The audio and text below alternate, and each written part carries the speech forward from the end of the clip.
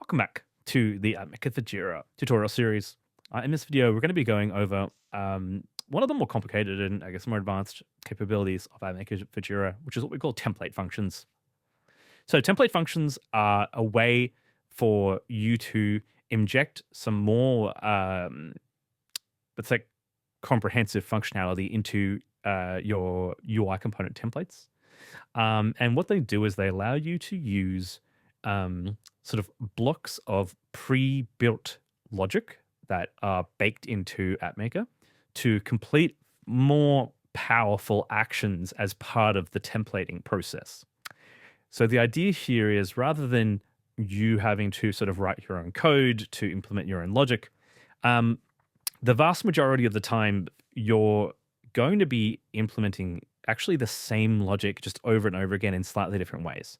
And so rather than you having to go through the complexity of writing your own code to do that, we implement these commonly used blocks of logic inside AppMaker automatically for you as what we call template functions. And then what you can do is simply use those functions inside your templates, pass in some data, some values to the functions when you do it, and then it will automatically execute that pre-baked logic for you and then implement it into, say, your UI or your webhook transforms. So we're going to go over how they work, and then we'll go through sort of a webbed example.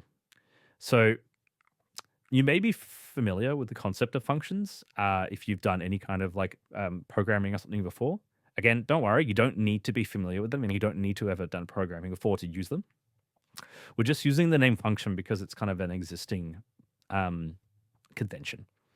So whenever you are using a function, what a function basically is it's pre-written block of logic.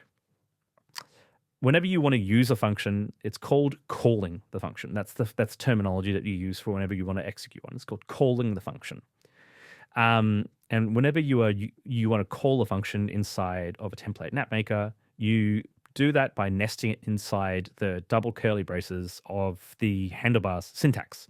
The way you call it is by basically putting the name of the function and then immediately following it with a colon. So for example, you might have, say, a function called myFunction. You would put in myFunction with a colon, and that needs to be immediately after the opening set of double curly braces. Whenever you use a function, a template function, you also need to do something, which is you need to give it some data. So functions take some data in. They do something based on that data, some pre-built sort of workflow or logic, and then they give something back. They return something. So when you pass the data in, it's called passing. So you're passing data to the function, and the data you pass in have a specific name. They're called arguments. So you're passing a list of arguments to the function. You don't need to remember these words. It's just we use them here because they're sort of industry standard terminology. And if you, over time, can get used to using them, it'll make it much easier when you're sort of asking people for support or you're asking, talking to people in the community because everyone's using the same set of terminology. And if you're talking to someone maybe that does do a bit of programming, they'll know exactly what you're talking about because you'll be talking the same language that they are talking when they are using, programming languages and stuff like that. So the way you pass those arguments, or you pass the data to the function, is you simply place the path to the value, the data, after you've declared you've called the function. So some data might just be the name of property, or it might be like an object that you want to pass in. And this is just using the path syntax that we've used before in terms of when you're templating values. So it might be like data lists dot site dot something, or it might be data objects dot site dot something, or it might be Jira issue dot key, or any of these things. That's kind of the path that we are talking about, and you just sort of declare them here inside your template. Sometimes functions will actually take more than one argument, so they might take multiple arguments. And when they do, you just pass each of the paths in to the function like this, separated by a space. So that would be the first argument, and that would be the second argument. Now, it's all a bit confusing when you see it all abstract like this. Let's sort of work through it in case of a real example. So one of the template functions we actually have inside AppMaker for Jira is called the childIssues template function. So the childIssues template function is designed to retrieve a list of child issues from a Jira issue. So by default, when you are using the template capability inside AppMaker for Jira, and you use the Jira issue namespace, so you're like maybe Jira issues.key or Jira issue.field, the Jira issue does not include all of the child issues by default. And it also doesn't include all of the like associated issues by default. It just includes the values of the actual issue itself. So what you can do is if you want to access the child issues of the Jira issue that a component is being rendered on, you would use the child issues template function. So the way you would do that is, let's say you want to have a table on a Jira issue, and that table is going to contain like a list of rows, and each row will represent a child issue of the higher level Jira issue that the table's being rendered on. So we won't go over the columns on the table because we did that in the previous video. So go back to the dynamic tables video if you want to go over how to create the columns for a table. What we are going to look at is the table rows section. So how would you get the data for the child issues of a Jira issue? The way you do that is pretty simple. So starters has to be in the double quotes because this has to be valid JSON. And you do the double curly braces to say that you're templating something. And then you do the name of the template function, which is child issues like that with a colon. And then what you do is you're going to pass in the Jira issue object. So if you remember way back to the beginning when we talked about the basic sort of dynamic content, we mentioned that one of the namespaces you can use is Jira issue, and that lets you access data about the Jira issue that the UI component is being rendered on. Jira issue is actually just an object. And so when you go Jira issue.fields.summary, what you're doing is you're saying, go into the Jira issue object, and then within that object, there'll be a nested object called fields, and go into that. And then in the fields object, there'll be another property called summary, and give me the value. So Jira issue is just an object. So what we're doing here was basically saying we're passing the entire Jira issue object to the child issues template function, because that's what the child issues template function expects. It expects an argument to be passed to it that is the same shape as the Jira issue object.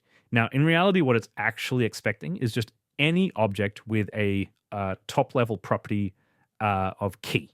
Doesn't care about any of the other properties. All it cares about is that one of the top-level properties is key.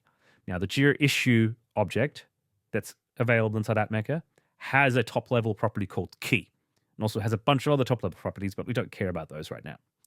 So by passing the Jira issue object into the child issues template function, what AppMaker will do is it will go back to your Jira site, and it will use the key of the issue object that was passed in to fetch all of the child issues for that parent issue, and then it will return a list of Jira issue objects and pass them into the dynamic table.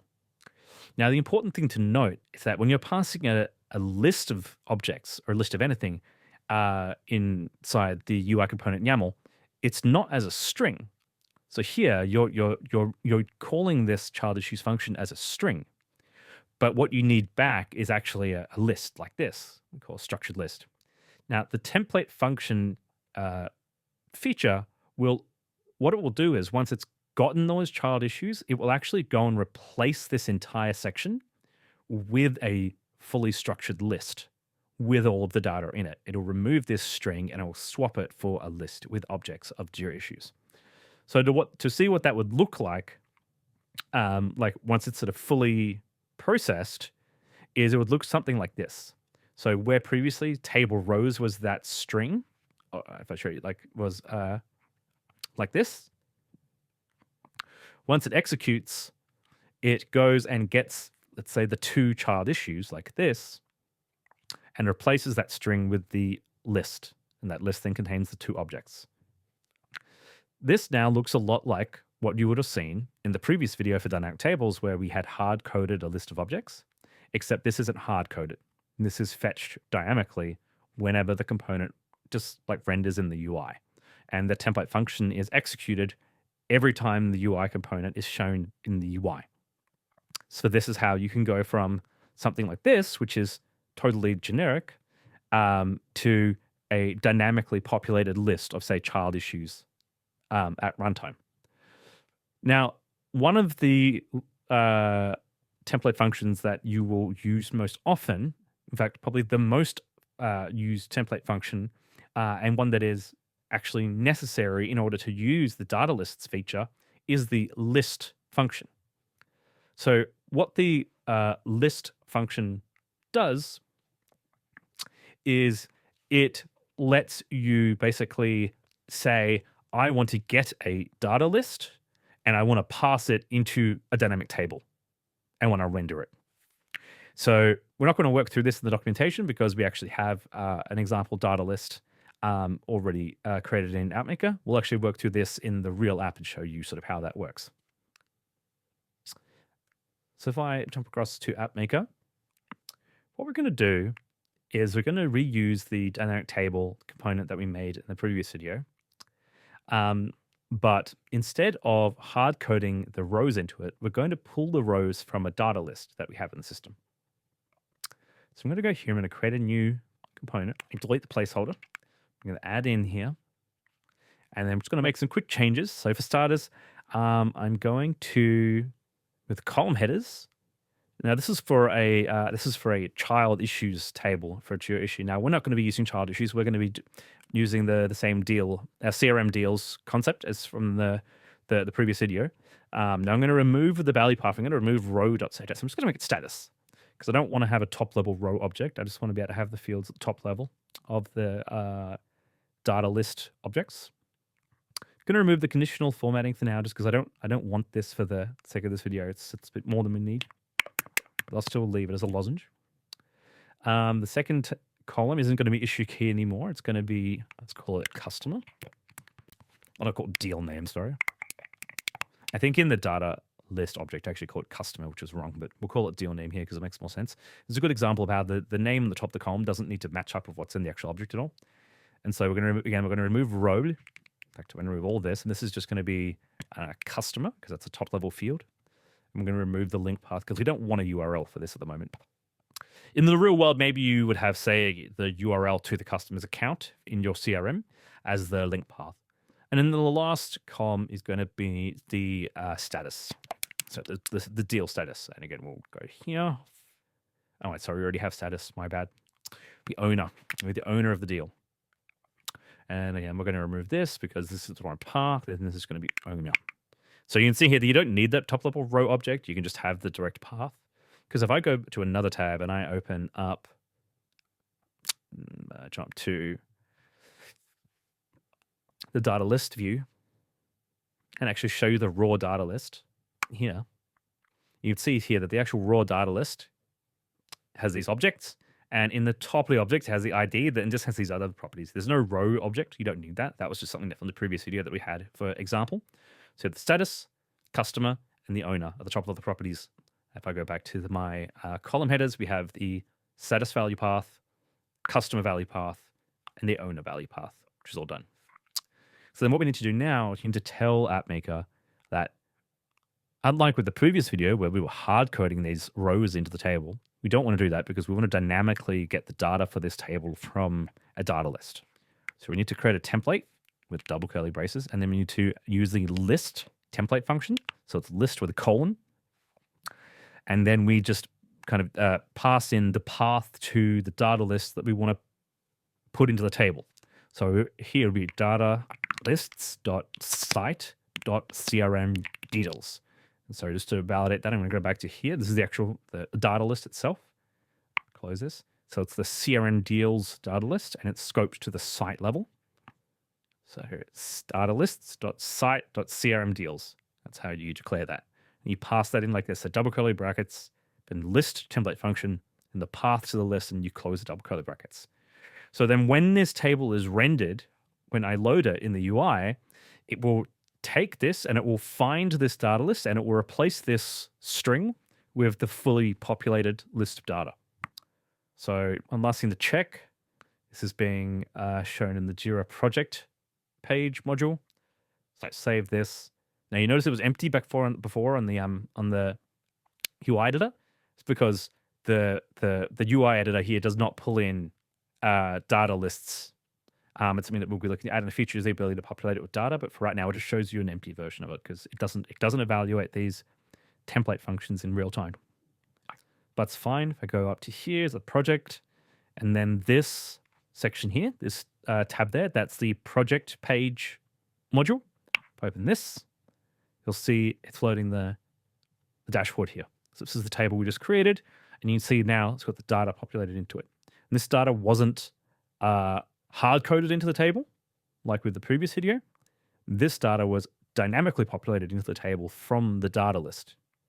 And so what I could do is I can go to, say, HTTP here, and I can add another item to the data list. So this should be a third item in the data list. If I go back to Jira here and I refresh this page, you can see here now there's 3 items in the data list. And that's because that template function, what it does is each time this table is rendered, is displayed, it re-executes the template function and goes and grabs the data list fresh, and it puts all of the new data from the data list into the table each time the page loads. So as the data in the data list changes, the data in the table will also change. All of the previous functionality from the dynamic tables video, like the conditional formatting and the links and all that stuff, all work exactly the same way. All we've done here is told it where to find that list of data. You can also use template functions for things like getting the child issues of a Jira issue or related issues from a Jira issue. That is all something you can do, the template functions for those. There's a list of all the available template functions on our documentation in the template functions reference.